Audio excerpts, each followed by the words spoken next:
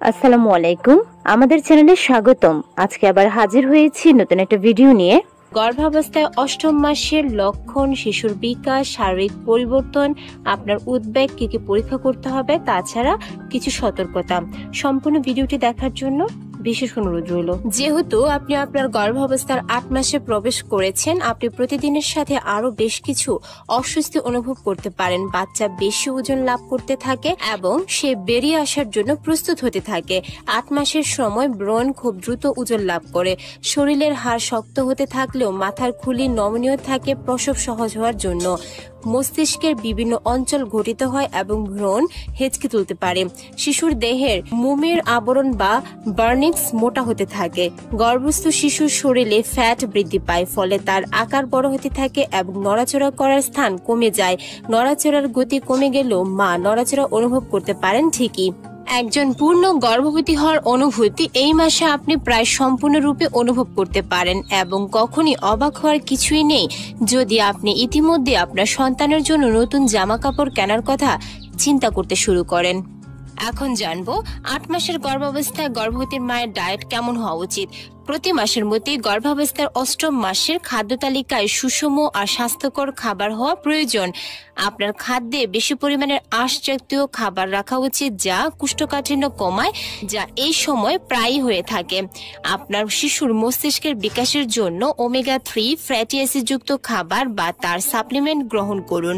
কাঁচা ঠিকমতো রান্না না হওয়া খাবার, কাঁচা শামুক জাতীয় খাবার, প্রসেসড ফুড, কফি এবং পাস্তর জাতীয় দুধ না খাওয়াই ভালো। আর এগুলো খেলে আপনার খাদ্য বিষক্রিয়া বা অ্যালার্জি হতে পারে।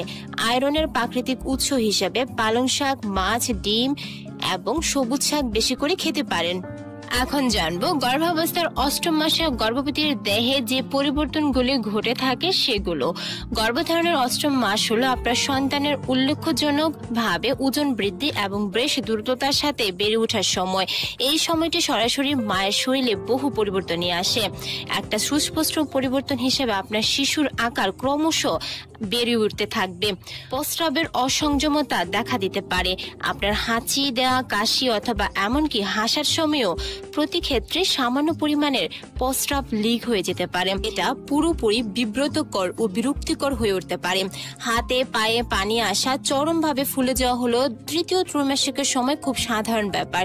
কিছু মহিলার আবার যৌনি থেকে ইমিউনিটিক ফ্লুইডের নিঃসরণ হতে পারে। শক্তিশালী তীব্র গন্ধ আর তরলের গঠনের উপর ভিত্তি করে প্রস্রাব থেকে ইমিউনিটিক ফ্লুইডকে আপনি আলাদা করতে পারেন। আপনার পিঠের উপর অতিরিক্ত চাপ পড়বে জরায়ুর বৃদ্ধি এবং আপনার গর্ভস্থ সন্তানের ওজন বেড়ে যাওয়ার কারণে। বৃদ্ধিপ্রাপ্ত বাচ্চার ঊর্ধ্বশ্বাস এবং মাথা ঘোরার মতো সমস্যাগুলি দেখা দিতে পারে। কৃত্রিম সংকোচন দেখা দিতে পারে, যা আবার ব্যাকস্টন হিক্স নামেও পরিচিত, যেটি 3য় ত্রৈমাসিকের সময় ঘটে থাকে। কিছু মহিলার আবার স্তন থেকে সামান্য পরিমাণ প্রথম বুকের দুধ বা কলোস্ট্রাম নামে পরিচিত তা লিক হতে পারে। কিছু মহিলার আবার 3য় ত্রৈমাসিকের সময় সারা শরীরে গরমের জলকানি দেখা দিতে পারে। গর্ভ অবস্থার 8ম মাসের উদ্বেগ, বিরক্তি এবং অস্থিরতা বেড়ে যেতে পারে, কারণ আসন্ন প্রসবের তারিখ খুব কাছাকাছি এসে গেছে বলে মনে হতে পারে, যদিও সেটা এখনো অনেকটা দূরে। তাছাড়া গলা, বুক জ্বালা, বিশেষ করে রাতের বেলা আপনাকে নিদ্রাহীন রাত্রি এনে দিতে পারে। ঘরোয়া প্রতিকারের চেষ্টা করুন অথবা আপনি ডাক্তারের সাথে আলোচনা করুন এই বুক বা গলা ব্যথার জন্য সাধারণ এবং নিরাপদ ওষুধ দেওয়ার জন্য। আপনার গর্ভে বেড়ে চলা সন্তানের সাথে এই সময় আপনি আরো বেশি গভীর বন্ধন অনুভব করবেন।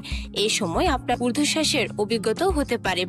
নিজেকে তৈরি রাখুন আরো বেশি করে নিদ্রাহীনতার রাত কাটাবার জন্য এবং শ্বাস প্রশ্বাসের কিছুটা সমস্যাও দেখা দিবে। গর্ভাবস্থার 8 মাসে সাধারণ উদ্বেগগুলি। গর্ভাবস্থা প্রতিটি ত্রৈমাসিক তার নিজস্ব চ্যালেঞ্জের সাথে আসে। সাধারণত গর্ভাবস্থার 8ম মাসে এগুলি হলো এমন কিছু সাধারণ উদ্বেগ যা মা এবং শিশুর স্বাস্থ্যের উপর প্রভাব ফেলে।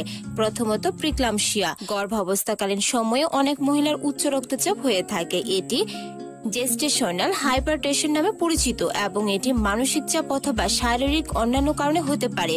যদি এই উচ্চ রক্তচাপটি জরায়ুর উচ্চ প্রোটিনের সাথে মিলিত হয় তবে এটিকে প্রিক্লাম্পসিয়া বলা হয়ে থাকে।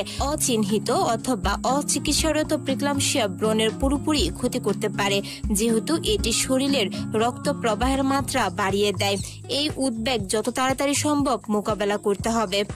নির্ধারিত সময়ের পূর্বে জন্ম। গর্ভাবস্থায় অষ্টম মাসে অকাল প্রসব ঝুঁকি একটা কারণ হয়ে ওঠে, কারণ অনেক শিশুই স্টাফালিক পজিশনে স্থায়ী হয়ে যায় এবং পূর্ণ সময়ের তুলনায় দ্রুত জন্মগ্রহণ করার জন্য প্রস্তুত হয়।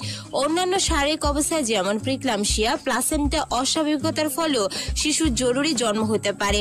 8 মাসে যে সকল শিশুর জন্ম হয় তাদের বেঁচে থাকার একটা ভালো সম্ভাবনা থাকে, তবে ঝুঁকি অনেক বেশি।